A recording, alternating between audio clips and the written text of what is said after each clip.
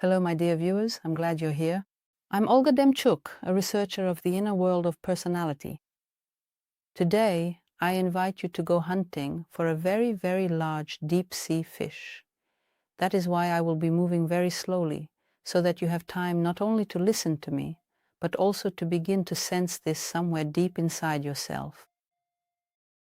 I believe that each of you has encountered the situation where, upon coming to, when you began to explore your inner world, it was as if you started to discover that it was even worse than you had thought about yourself. In other words, this recognition, this understanding of how the world is structured, resonated inside as a sense of your own badness. And it seemed as if Olga Demchuk was talking about how bad you are, rather than about general processes and structures of our psyche. But after some time, those who stayed on this channel realized that understanding how the inner world works gives you the ability to manage it. Yet this sense of discomfort and inadequacy that arises when you confront the truth about yourself gradually guides us forward along a very narrow path toward a larger psychological structure which we can conditionally call the ideal self. And that is why this video is called The Me That Is Better Than Me. I think you've probably encountered situations where, when asked to talk about yourself, all sorts of nonsense comes to mind, and you end up wanting to describe yourself as something vague and unclear. And with this question, there even arises a slight feeling of disregard toward yourself, as if there's nothing worth saying about yourself at all. And at this moment, we come into contact with our perspective from the ideal self, looking at the real self. In other words, it's as if we are looking from the best version of ourselves at this miserable being we have to live with. And overall, we are not very satisfied with this being. It hasn't really achieved anything clear, and its qualities are quite ordinary. And this perspective, it's as if you're not on your own side. You look at yourself with a critical eye. The ideal self is not something we recognize directly, but we sense it in many of our manifestations. For example, this story about yourself as someone not very remarkable can just as easily become a story about yourself as someone exceptional, especially when we compare ourselves to someone else and that person is clearly worse. This is our phrase. I would never do that. I would never act that way. I don't even have thoughts like that. To put it in a slightly different way, we unconsciously shift from perceiving ourselves as relatively small and insignificant to seeing ourselves as someone who is superior and more capable. And this sense of being better can be better than the real self we have to live with every day, or even better than the various other people we encounter in our daily lives. What is commonly referred to as narcissistic disorder is directly related to our ideal self. In fact, everyone has it to some extent. It is the inability to tolerate one's own flaws. That is, when a person perceives their imperfect self as disgusting, they feel rage toward themselves. With this rage, they crush themselves, they destroy themselves. And because of this, a person cannot connect with their real self. They cannot explore their own problems because every problem they discover is immediately punished. And so, the only way to avoid tormenting oneself becomes blaming others and tormenting them instead. But I think each of you can recall moments when you wanted to blame someone else and take yourself out of the line of fire. And as we have already discussed in previous videos, these constant dialogues in our heads, when I have to justify myself to prove that I acted correctly so as not to crush myself. And this very way of seeing oneself as the worst, this perspective. You can look at other people with the same perspective. For example, when I said, I would never act that way. In other words, a person who is used to perceiving their real self as a deity, instantly boost their self-esteem by seeing their ideal self as someone much better than this real self. And with this very same perspective, a person also begins to look at others as being somehow worse than their own ideal image. And in these moments, it's as if the person truly forgets that they too have lied, withheld information, and manipulated. Everyone has done this to varying degrees, but everyone has acted this way. And if someone thinks they haven't done it, it may simply be a lack of recognition. But this desire to assert oneself, both over oneself and over others, remains. And this structure of our ideal self seems to float somewhere in the heavens. And when we shift our attention there, we always experience pleasant feelings, especially when someone else has done something wrong and we talk about it. When we speak about this other person, in that moment, there is a pleasant feeling of superiority, and we do not recognize it in ourselves, but we recognize very well when we come under the blow of the ideal self, when it crushes us. In those moments, we feel ourselves to be worthless, divine, or inadequate. That is when we truly feel it. In addition to this, there is a constant projection of the ideal self. That is to say, for example, when we find ourselves in a group that, for some specific reason, we consider to be truly special, perhaps very intelligent, highly intellectual, exceptionally wealthy, or possessing some important social status, maybe they are politicians or prominent cultural figures, in that exact moment we often begin to feel quite inferior to them. This sense of inadequacy can be very overwhelming. We completely push away the image of the ideal, and we assign this entire crowd, this whole group, the role of those who look down on us. In my ideal version of myself, I look down upon other people, I assert my dominance at their expense, and I devalue their worth as individuals. But if I do this to others, then at certain moments in life, if another specific person or a group of people is perceived as something better than me, I will assign them this image of the ideal. I will completely give it to them, and as if looking at myself through their eyes, perceive myself as this very insignificance and wretchedness.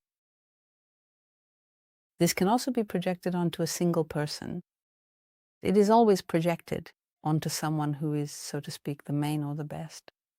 And so, when we talk to this best person, whom we have designated as such, we will feel absolutely unprotected, as if we are somewhat naked. That is, we have a fear of our own ideal self. We are afraid of it, afraid to make a mistake, afraid to discover something bad within ourselves. And the same fear arises toward the person to whom we have given this function. And then, instead of speaking, we may start to babble. It's as if our mind shuts down and our self-confidence disappears. And if we need something from this person, it's as though we become almost feeble-minded. In other words, we stop thinking clearly and turn into a child who only manages to produce incoherent babble. But we are still capable of feeling. When the other person is in the position of the ideal self and looks at us as if we are insignificant. So, as we've discussed, when I project onto this ideal self and the person behaves calmly, we attribute certain qualities to them and begin to act subserviently. But we may also encounter a situation, because everyone has an ideal self, when the other person truly looks at us as if we are inferior. And then this sense of inferiority, whether it comes from our own projection or from the actual gaze of the other, does not matter. We may perceive the other person not only as someone idealized, someone to whom we submit, fawn over, or behave humbly toward, but we can also enter into opposition with them. That is to say, we begin to perceive the other person's words as excessive, even aggressive. It's as if we are overprotecting ourselves, as if these words wound us too deeply. Our pride sizzles at every wrong look or word. And here it is important to understand whether this is a projection or if the person is actually behaving this way. Because if I am unable to claim what is mine, I might lash out at another person for absolutely no reason. But even if the other person truly looks at us as something lesser, we can only feel worse if we agree to accept it. That is, we have a well-trodden, familiar place for this sense of being lesser, and we can easily fall into this familiar feeling of inferiority. Or can we leave with this person? This is when we start to engage in a confrontation with them, entering into that idealized I state. But we are unable to assert our boundaries in an adequate, calm, and respectful manner. So it's either a kind of escape and people-pleasing, or on the contrary, excessive confrontation. When we enter an unfamiliar group, this feeling becomes especially noticeable. We might appear arrogant, but inside we actually feel afraid. This too is that very split between the ideal self and the worthless self. It is as if we are hiding behind it, as if we are showing it to other people. We may look pompous, we may look arrogant, but because we are not used to noticing this split within ourselves, it seems to us that we are simply afraid. Because in reality, yes, we really are afraid. And yet, as our emissary, as our representative, we put forward the ideal self. And so at times we find ourselves surprised, wondering where this arrogant, pompous tone comes from within us, or why people look at us the way they do. This constant switching of roles, sometimes I am ideal, sometimes I am worthless, ideal, then worthless, is inevitable. In other words, we will keep shifting from one role to the other, back and forth. And if we lack this mode of perception, whether you are better or worse than me, this was discussed before. You can find this in previous videos. Then inevitably we will continue to do so, either subtly feeling superior or subtly feeling inferior. And this will depend on the smallest things, on some completely insignificant triggers. We draw this conclusion and may fall into this sense of superiority. And this leads us to a rather categorical perception of other people. That is, we are unable to perceive them or ourselves as whole individuals, and we start to sort them as if dividing them into two categories. Some are idealized and wonderful, while others are terrible. In addition, being under the gaze of the ideal self makes us toxic because we are, in fact, present with you in a state of victimhood, in a state of misery. And other people can pick up on this. They may treat us with disdain because we present ourselves as this kind of wretchedness without even realizing it. That is, as I mentioned, we might turn slightly to the side, either as the arrogant ideal self or sideways as the wretched self without realizing it. And this repulsive attitude toward ourselves will be picked up by others, and they will instinctively sense that it is acceptable to treat us this way, and they will behave accordingly. Meanwhile, we will be surprised as to why we are treated like this. In other words, this mechanism is quite difficult to catch. But once you understand it, you recognize when you fall into it, and you can reduce its impact. First, you shorten the time you spend in it, and then gradually you can let go of it altogether. Why is the ideal so elusive? I began my video with the words, "We will be hunting for big fish," but it is quite difficult to catch. On the one hand, a person understands the pain that comes from this renewal and recognizes their own inability to connect with themselves, to change something, because they immediately begin to attack themselves. People are somewhat able to come to terms with the role of the victim, but they cannot let go of their ideal self. As I mentioned, it is a quick way to boost self-esteem, a chance to feel better than others, according to some parameters they have invented for themselves. And beyond that, the ideal self is our hope for a better life, for a world where everything goes our way. That is, we preserve this from infancy. When a child is born, every child is born on a throne because they perceive the world as one that should take care of them. And this is the first, let's put it this way. I don't usually use these terms. Narcissistic trauma, when this child realizes that the world does not revolve around them. And this hope that the world will revolve around me remains. It remains as a kind of fantasy, a place where a person can retreat, still believing that somewhere they will be a winner, somewhere there will be people who love them, somewhere they will be a king or queen. Even if it's just a small community there, they will be the very best. They will be the most important ones, and a person can imagine all sorts of things for themselves. This can mean devaluing other people, believing that they are better, for example, within some community. In other words, they create a little world of their own, seemingly making friends, but at the same time, constantly asserting themselves in their mind at the expense of their friends.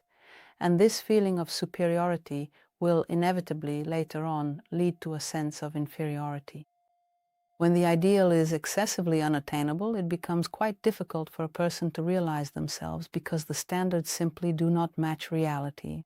And they develop such a fierce attitude toward their own mistakes and failures that it becomes easier for them to do nothing at all, rather than fall under the blow of this ideal. This is a complex structure, and it is important to be aware of it. And on the one hand, it is difficult for a person to let go of this because then it feels as if they are left with nothing, without the possibility of being better. Letting go of this becomes possible when a person achieves something, when there is something real for which they can value themselves. And that is why work often becomes, professional fulfillment becomes the only way to break out of this pathological pattern. So it turns out that I need to gradually add value to my life and slowly let go of this instant sense of worth. In this idealized scheme, I am either better than myself or better than someone else. I will still find myself slipping into it, but I need to minimize this as much as possible. I need to monitor thoughts that come from this ideal self to understand whether these thoughts are about myself or about others. Analyze whether my assessment of achievements is adequate or not. Observe how I devalue others and recognize this act of devaluing others. You see, it may feel pleasant in the moment, but by doing this, we actually reinforce our ideal selves. Please write about this. Please share in the comments if you have noticed your ideal self emerging and by what signs do you recognize that it has been activated. Perhaps you can add to the examples I have given, or maybe you will share something new. And before I say goodbye, I would like to invite you to the most extreme and interesting project I am leading called Connect. There, I will be conducting open psychoanalytic sessions, and you will have the opportunity to experience firsthand the inner world of a person. We will have 8 brave participants, 8 volunteers, who will join me for a session. And through their inner worlds, they will allow us to show the audience what that inner world looks like. After each session, I will explain why I conducted the session in a particular way and what structures I encountered. And then you will have the opportunity to ask me questions about why I drew certain conclusions. Unfortunately, it's not available in English. And now I will say goodbye to you. See you soon.